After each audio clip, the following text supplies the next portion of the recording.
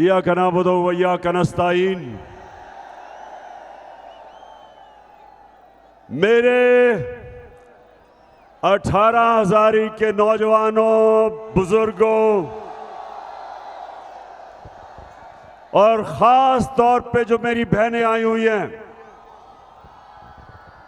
मैं सबसे पहले आप सबसे माजरत चाहता हूं कि मैंने आना था जहाज से और रास्ते में मौसम की खराबी की वजह से जहाज ना आ सका, तो मैं इस्लामाबाद से बाय रोड आपके पास पहुंचा हूं। तो मैं माजरत चाहता हूं, आपको इंतजार करनी पड़ी।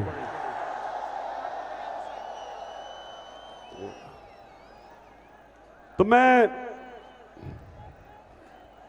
मेरे नौजवानों और बुजुर्गों और बच्चों और बहनों, आपको पता है मैं आपके पास क्यों आया हूं? क्यों आया हूं? क्योंकि हमारा जो नुमाइंदा था, जिसको आपने वोट दी थी, वो लोटा हो गया।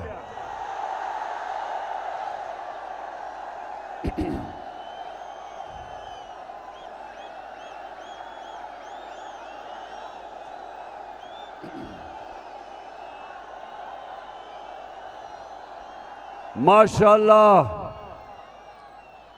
मेरे सारे नौजवान बल्कि बच्चे भी जानते हैं कि लोटा क्या होता है। लोटा सिर्फ वो नहीं होता जो उसल खाने में इस्तेमाल किया जाता है। लोटा वो होता है जो अपने ज़मीर का सौदा करता है, अपना ज़मीर बेचता है। और हम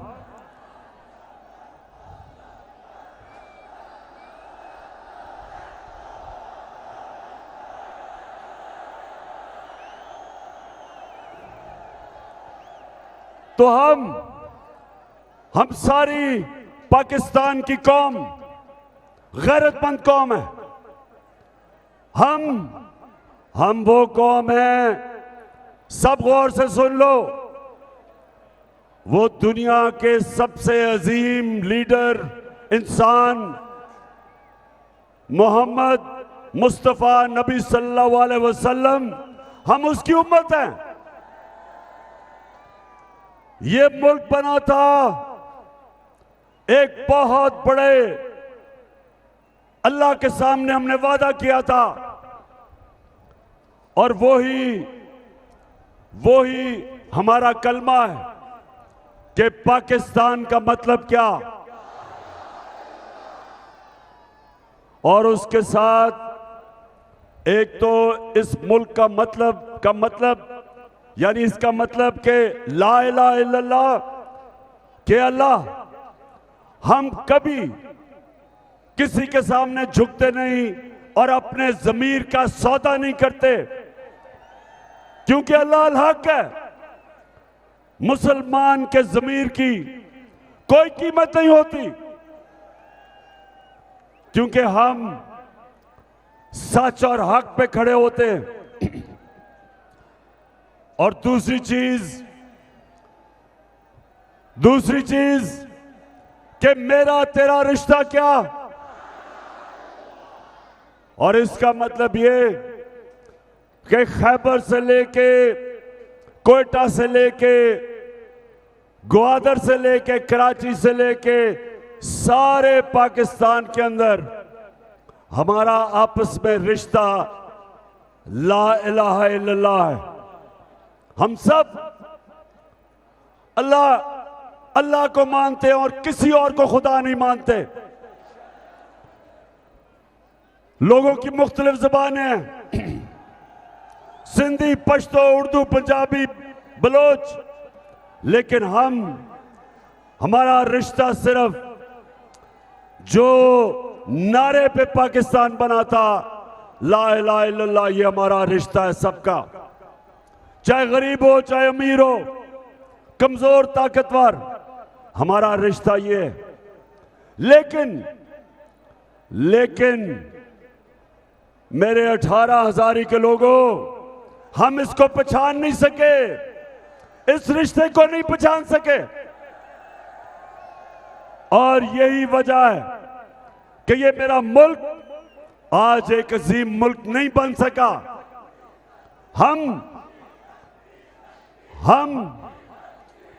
हम वो लोग हैं जिनका नजरियाती लीडर इलामा इकबाल था और हमारा लीडर कायदे आजम मोहम्मद अली जिन्ना था। बड़े इंसान थे, बड़े अल्लाह के वो लोग थे जो सच्चे, सादिक और अमीन, असूल पे चलने वाले। और इलामा इकबाल की ख्वाब थी कि जब हमारा मुल्क, मेरे नबी सल्लल्लाहु अलैहि वसल्लम ने जो मदीना की रियासत के असूल बनाए, जब हम उन पे खड़े होंगे, अदल और इंसाफ, इंसानियत और खुददारी, तब ये कौम एक अजीम कौम बनेगी। लेकिन हम नहीं बने क्योंकि हम उन उसूलों पे नहीं चले। ये जो लोटे, ये लोटे क्या हैं? ये वो लोग हैं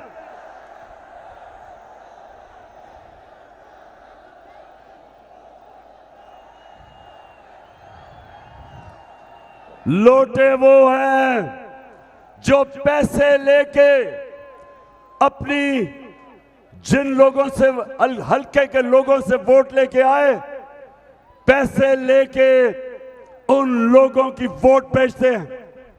ये वो लोग हैं जो पाकिस्तान के आइन के खिलाफ जाते हैं।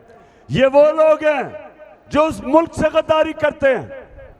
एक अमरीकी साजिश का हिस्सा बन के 22 करोड़ पाकिस्तानियों की मुंतखब हुकूमत को ये गिराते हैं साजिश के तहत, पैसे लेके।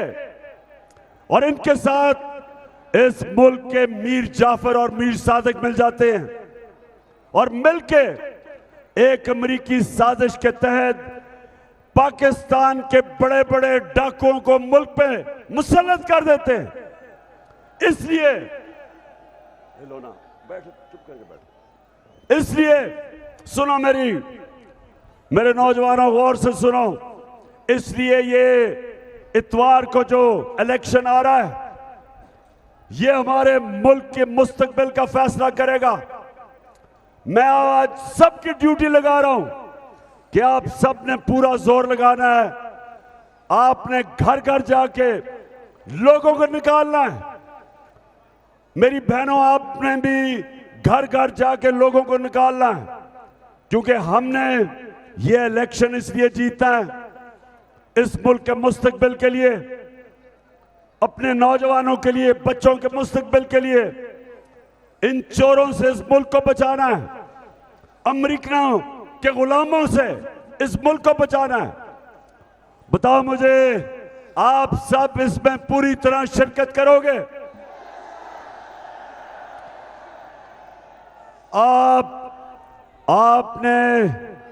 आपने सिर्फ खुद नहीं निकलना, आपने घर घर जाके लोगों को इन लोटों के खिलाफ निकालना है।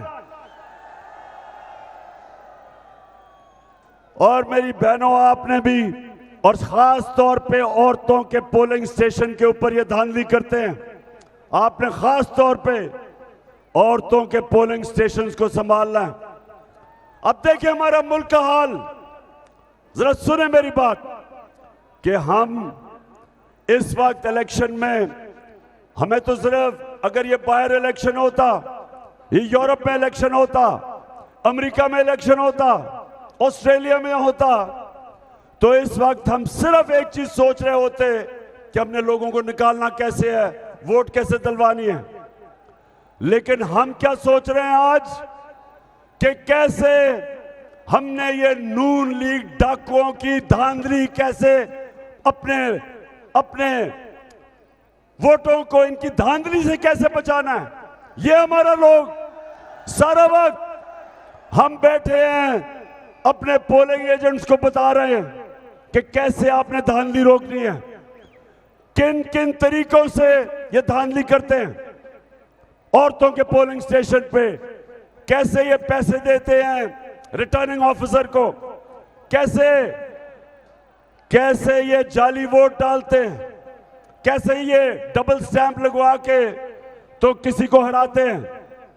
सारी चीजें हमारे पोलिंग एजेंट्स की तैयारी करवा रहे हैं कि इनकी धांधली रोको, क्योंकि इस वक्त हमारा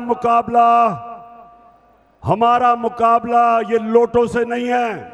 सिर्फ हमारा मुकाबला ये नून लीग वो लीग है जिसने कभी भी, नून लीग का मतलब नवाज शरीफ की लीग, इसने कभी अपनी जिंदगी में कोई चीज ईमानदारी से की नहीं। आज से 40 साल पहले ये जमखाना में क्रिकेट खेलता था, वहां भी अपना अंपायर खड़ा करता था। सारा बिजनेस जो भी उन्होंने पैसा बनाया 2 नंबर करप्शन, इक्तदार में आके, जितनी देर मैं इक्तदार में रहा 3.5 साल, अब तक नवाज शरीफ ने 18 फैक्ट्रियां बना ली थी।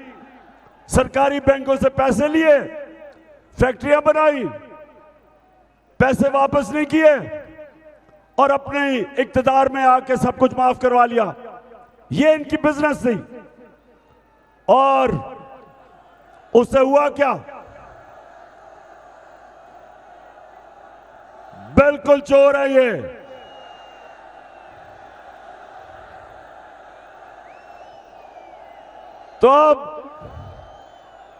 तो ये हमारा मुकाबला शरीफ खानदान और इनके दरबारियों से, लोटों से, इलेक्शन कमीशन से जो इनके साथ मिला हुआ है। ये खुफिया जाके सिकंदर जो चीफ इलेक्शन कमिश्नर है, ये जाके मरियम और वो हमजा कुकड़ी को मिलता है।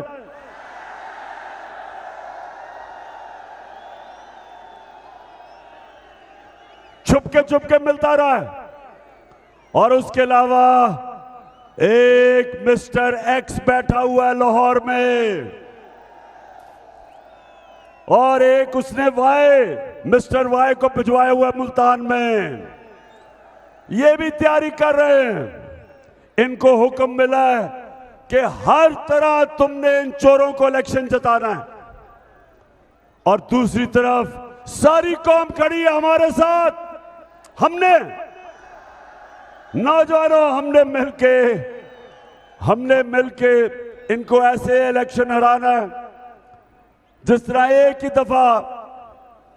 ही दफा हिंदुस्तान के अंदर पाकिस्तान टीम हिंदुस्तान में मैच जीती, जब पाकिस्तान का कप्तान इमरान खान था और उनके एम्पायरों के बावजूद जीत के आए। अब भी ये अंपायरों के बावजूद हमने मैच जीत रहे हैं। हाथ खड़ा करो, जीत रहे हमने इंशाअल्लाह हमने इनको ऐसा फेंटा लगाना है, याद रखेंगे। और नौजवानों, आपने खास तौर पे वोट डालनी है। 64% पाकिस्तान में नौजवान है। अगर हमारा नौजवान निकलाया तो ये जो मर्जी कर ले, जितनी मर्जी धांधली करें, इंशाअल्लाह हम इनको इतवार को जब रिजल्ट आएगा तो मैं आपके पास आऊंगा इंशाअल्लाह जश्न मनाने के लिए।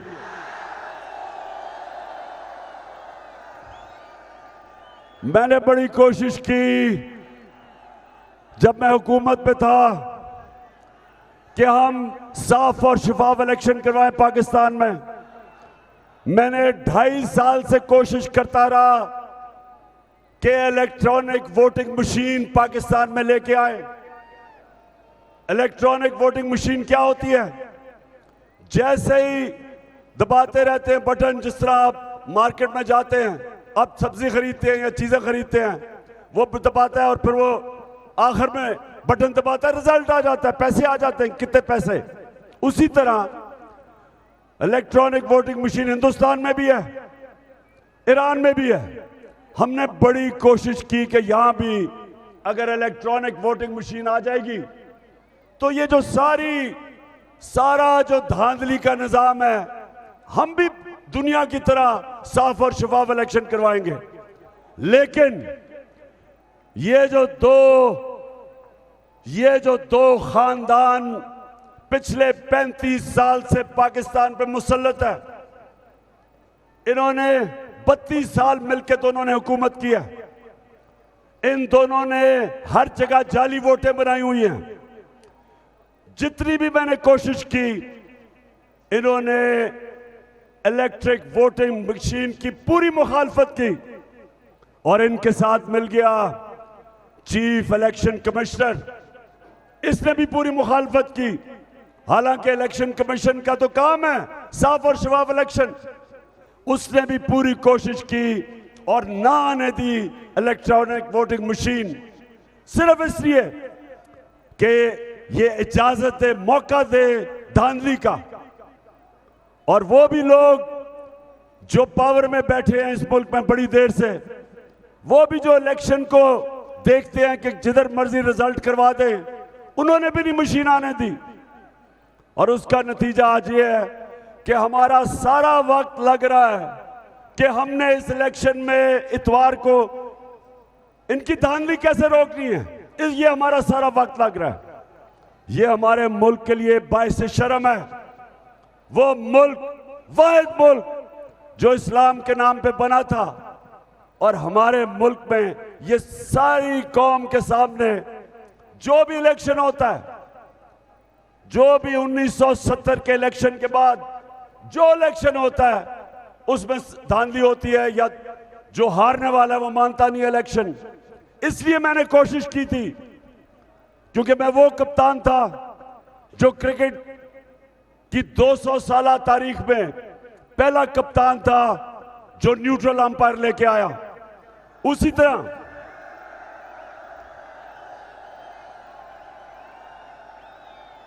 और यही मेरी कोशिश थी कि मैं वो प्राइम मिनिस्टर बनूंगा जो पाकिस्तान में साफ और शफाफ इलेक्शन करवाएगा।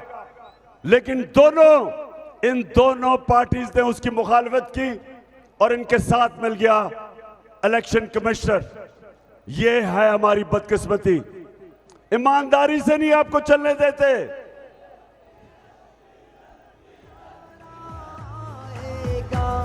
अब दौर गुलामी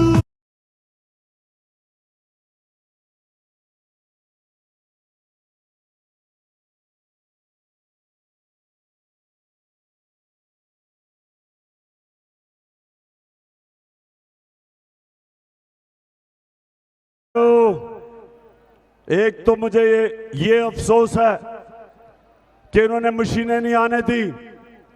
दूसरा, मुझे जो इलेक्शन कमिश्नर के ऊपर मैं सबसे बड़ी बात ये पूछता हूं कि जो सिंध का बल्दियाती इलेक्शन हुआ, जिस तरह का इलेक्शन हुआ, अगर आपके अंदर इखलाकी कुव्वत होती तो आपको रिजाइन करना चाहिए था।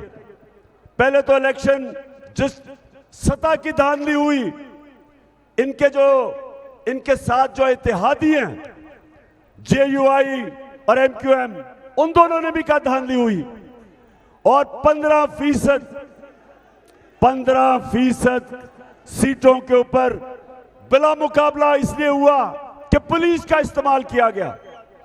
और सबसे बड़ी बात कि जो सिंध का इलेक्शन कमिश्नर था, जो इलेक्शन कमिश्नर है, वो सिंध हुकूमत का मुलाजिम है, उनसे पैसे लेता है। कैसे साफ और शफाफ इलेक्शन हो सकते हैं यहां? और मैं उससे पीछे भी चला जाऊं, सेनेट का इलेक्शन आया, सुप्रीम कोर्ट में हम गए कि सेनेट के इलेक्शन में ओपन वोटिंग होनी चाहिए, पता चले कि MP किसको वोट डालते हैं।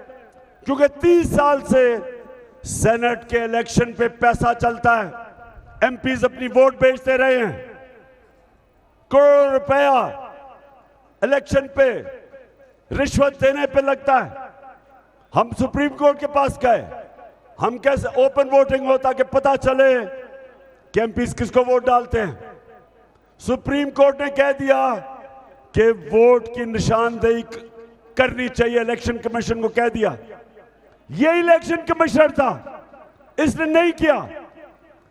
इलेक्शन में पैसा चला, करोड़ों रुपया चला, और यूसुफ रजा गिलानी का बेटा पकड़ा गया पैसे देते हुए, वोट खरीदते हुए। और अभी तक चीफ इलेक्शन कमिश्नर साहब अभी तक किसी को नहीं पकड़ा। उसको डिस्क्वालीफाई करना चाहिए था। किसी भी नौजवानों, मैंने अपनी जिंदगी के कितने साल मगरबी ममालिक में गुजारे क्रिकेट की वजह से। मैं आपको यकीन दिलाता हूं कि जो उन ममालिक की खलाकियात हैं, जो मॉरल स्टैंडर्ड्स हैं, मुझे अफसोस से कहना पड़ता है वो हमारे से बहुत ऊपर हैं। क्योंकि वहां जो सरबरा मुल्क का बनता है, उसका जो इखलाकी म्यार वो आम लोगों से ऊपर होता है। अभी बर्तानिया में उन्होंने अपने प्राइम मिनिस्टर को निकाला। किस चीज पे निकाला? पता है किस चीज पे निकाला? कि उन्होंने कहा कि कोरोना के दौर में आप अपने ऑफिस के लोगों के साथ क्यों बाहर जमा हो गए, जबकि कहा था सोशल डिस्टेंसिंग। सोचे यहां खबर भी ना बनती पाकिस्तान में। और उनकी खिलाकियात देखे कि उन्होंने कहा कि कानून सबके लिए एक है, कोई कानून से ऊपर नहीं है। किस वजह, क्या वजह है कि इसने हमें कहा था कि इकट्ठे नहीं होना कोरोना के दौर, ये कैसे इकट्ठा हो गया? सोचे कि वो भारी अक्सरियत से जो प्राइम मिनिस्टर बना था उसको इस्तीफा देना पड़ा। इसलिए वो कौमें ऊपर निकल गई हैं, वसाइल की वजह से नहीं। उनके अखलाकी मेयार, मॉरल स्टैंडर्ड्स, वो कौमें चलती है अमर बिल मारूफ पे, जो अल्लाह का हुक्म है हमें कुरान में कि अच्छाई के साथ खड़े हो और बुराई के खिलाफ जहाद लड़ो। और आज अभी मैं आ रहा था मोटरवे पे, जब मैं यहां उतरा तो मुझे एक सजा याफ्ता खातून की तस्वीर नजर आई।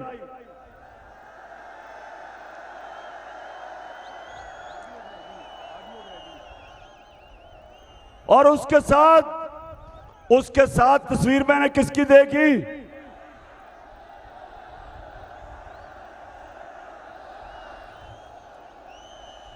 एक सजा याफ्ता भगौड़े की तस्वीर देखी। झूठ बोल के मुल्क छोड़ के भाग गया। अब सोचे बर्तानिया के अंदर अब कोई सोच तस्वर नहीं कर सकता कि किसी की जुर्रत हो कि एक जमानत के ऊपर सजा याफ्ता खातून की तस्वीर लगी हो और दूसरी तरफ एक करप्ट झूठ बोलने वाला सजा याफ्ता भगौड़े की तस्वीर लगी हो। ये है फर्क। वो माशरे, उन माशरों के अंदर कानून से ऊपर कोई नहीं। वो माशरे ताकतवर डाकुओं को जेलों में डालते हैं। और हमारी बदकिस्मती ये कि हमारा जो इस वक्त प्राइम मिनिस्टर नहीं, क्राइम मिनिस्टर, वो और उसके दो बेटे, जिसको उन्होंने गैर आईनी तौर पे आज बैठा हुआ है वजीर आला हमजा कुकड़ी, ये दो और इसके बेटे को FIA में 16 अरब रुपए की इनके ऊपर करप्शन है। 8 अरब रुपए की करप्शन नैब में। अब सोचें इस मुल्क की बदकिस्मती कि साजिश के तहत, साजिश तो अमेरिकनों ने की, लेकिन हमारे मीर जाफर और मीर सादकों ने इन चोरों को हमारे ऊपर मुसल्लत किया, इस कौम की तौहीन की। आज वो चोर ऊपर बैठे हुए हैं और आते साथ ही इन्होंने 1100 अरब रुपए की आपका पैसा जो नैब में था, 1100 अरब रुपया जो इस कौम से चोरी किया था, आते साथ ही इन्होंने असेंबली में नैब की अमेंडमेंट करके सारा पैसा माफ करवा लिया।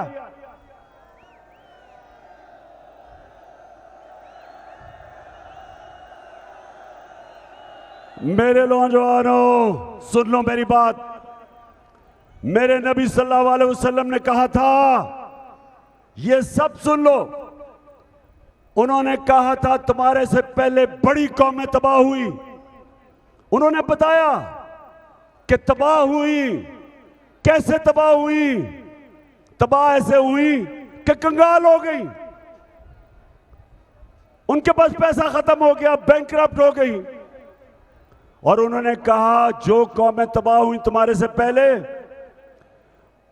छोटा चोर चोरी करता था तो उसको जेल में डाल देती थी वो कौमें, लेकिन बड़ा डाकू जब चोरी करता था तो वो उसको एनआरओ दे देती थी, वो तबाह हो जाती थी। और ये अभी मैं आपके सामने दो मिसालें देता हूं, दो मिसालें आपके सामने। एक श्रीलंका में भी 20 साल से एक खानदान बैठा हुआ था, प्राइम मिनिस्टर भी उस खानदान का, प्रेसिडेंट भी उस खानदान का। जिस तरह शहबाज शरीफ प्राइम मिनिस्टर और हमजा कुकड़ी चीफ मिनिस्टर,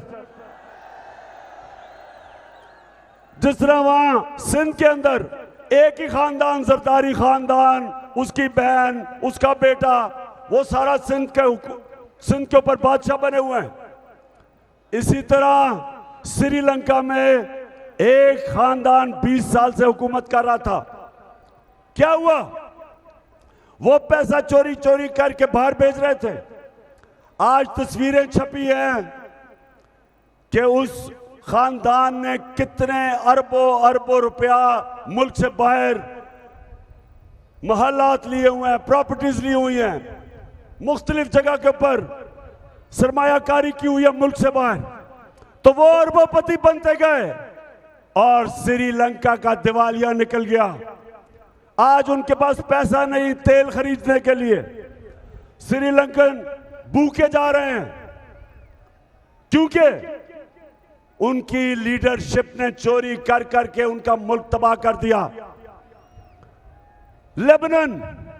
लेबनान सुने जरा, जो बैरूत हम जब बड़े हो रहे थे, आज जिस तरह आप दुबई जाते छुट्टियों के लिए लोग, हमारे जमाने में बैरूत जाते थे।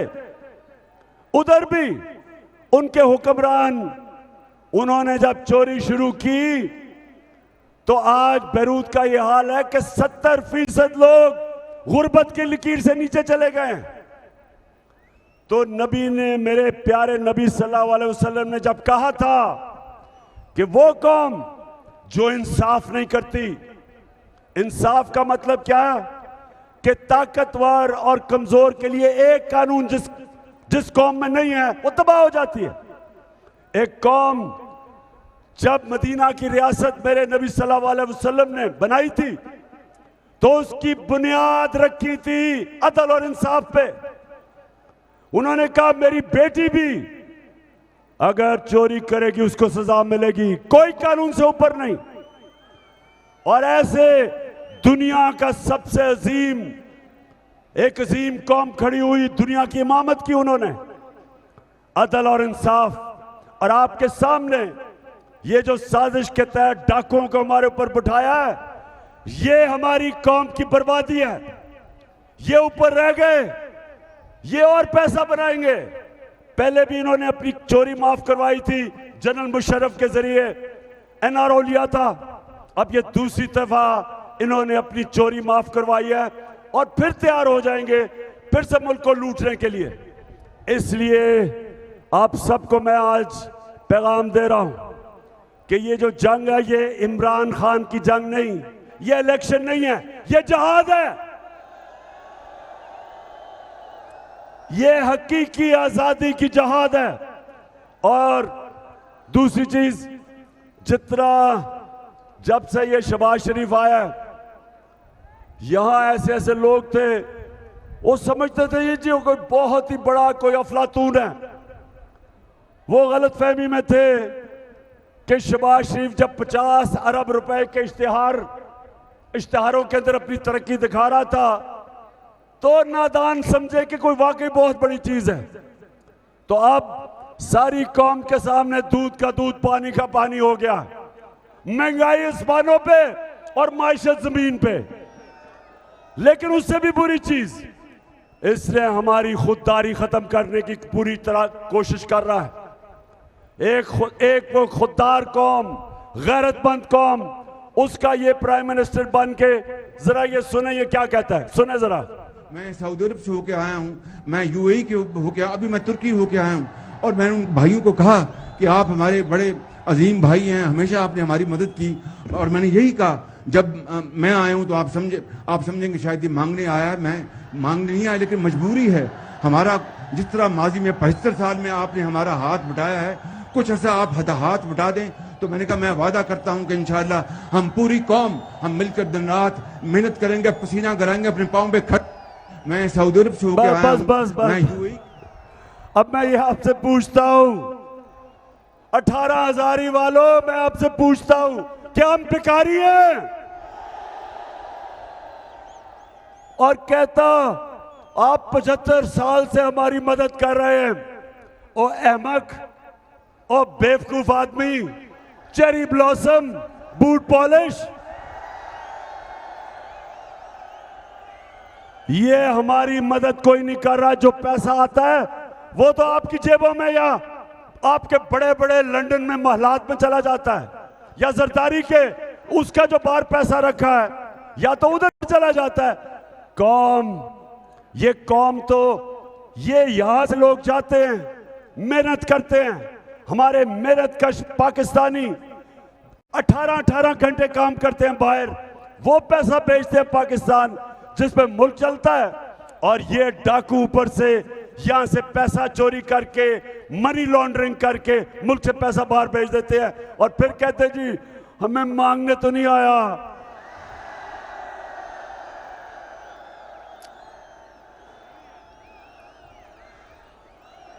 अच्छा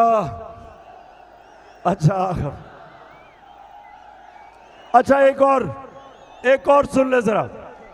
वो जरा लोगों को जो इश्तिहार यानी जो इश्तिहारी जो जमानत के ऊपर खातून हैं, इनका मसला ये है कि इनसे सच नहीं बोला जाता।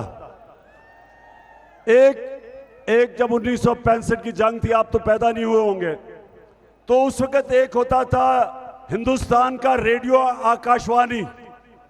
सुने जरा, रेडियो आकाशवाणी वो होता था जो सारा वक्त बता रहा होता था कि कितना हिंदुस्तान पाकिस्तान को तबाह कर रहा है और मार रहा है और वगैरह वगैरह, सारा झूठ।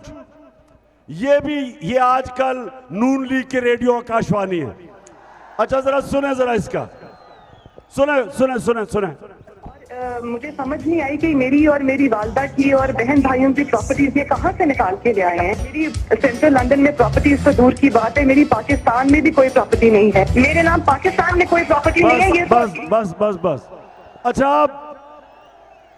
अब मरियम बीवी को ये नहीं पता था कि वो अल्लाह अल हक है, वो उसका वादा है, सच सामने आना है। अब ये 2014 में कह रही है कि जनाब मेरी तो कोई लंदन तो छोड़ो, पाकिस्तान मेरी प्रॉपर्टी, ये कह रही है 14 में। 2 साल के बाद एक बहुत बड़ा इंकशाफ होता है, आलमी इंकशाफ, जिसको पैनामा पेपर कहते हैं। जो ऐसे छुपाए हुए उन्होंने अपनी प्रॉपर्टीज छुपाई हुई थी वो सारी सामने आ जाती हैं। तो जब वो सामने आती हैं 2 साल के बाद, तो जरा बताएं इनके भाई साहब क्या कहते हैं। हालात जो है हमारे इंतहाई मखदूश है। हो भाई हुसैन शरीफ है। अच्छा बहरहाल 2 साल के बाद हुसैन शरीफ जनाब टीवी पे बैठे हैं, कहते हैं कि हाँ, क्योंकि वो इंकशाफ हो जाता है, पता चल जाता है कि जो 4 महंगे लंदन के फ्लैट हैं उनकी मालिका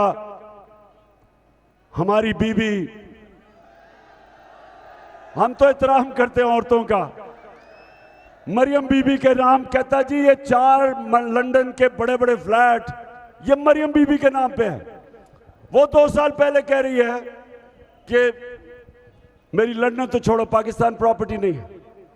अब मैं कहने का ये मकसद है मेरा, पाकिस्तानी कौम ये सुन लो, ये वो लोग हैं जो यहां से पैसा चोरी करके बाहर लेके जाते हैं, आपका पैसा, और फिर अब आके एनआरओ लेके 1100 अरब रुपया आपका पैसा इन्होंने माफ करवाया।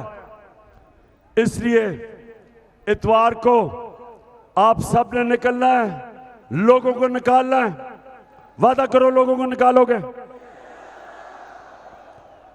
आपने पोलिंग स्टेशन के ऊपर पहरा देना है, इनकी धांधली रोकनी है, और इंशाअल्लाह उसके बाद मैं आपके साथ आज़म में आपके पास आके और हम इंशाअल्लाह मिलकर जश्न बनाएंगे जीत का। शुक्रिया।